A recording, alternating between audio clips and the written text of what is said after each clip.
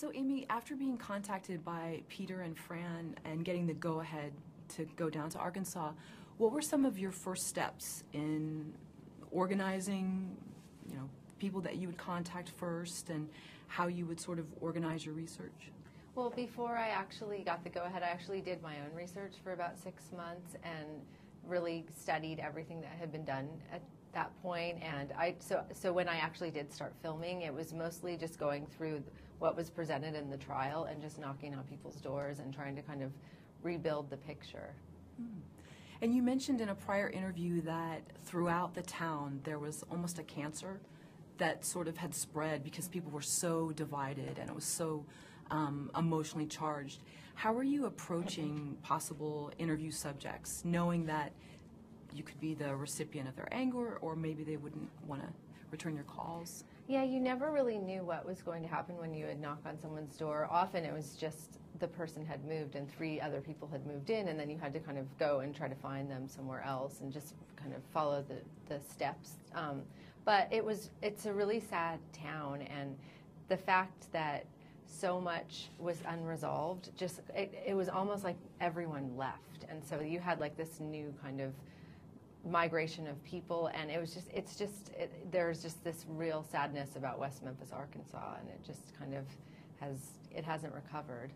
Was there a lot of hearsay that you were dealing with that maybe they weren't facts, but there was a lot of hearsay from past people that lived there?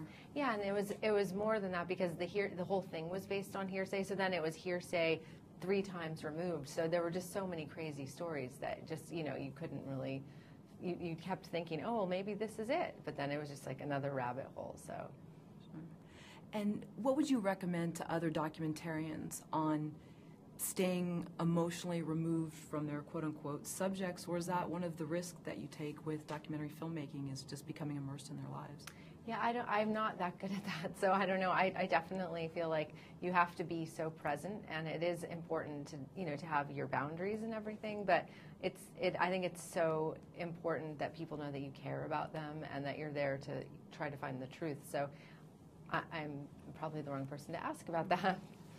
What do you think people will take away, or what do you want them to take away from West of Memphis about not only these powerful stories, but about groupthink and scapegoating? Because in light of bullying in recent years, it seems like this is a very hot topic in terms of...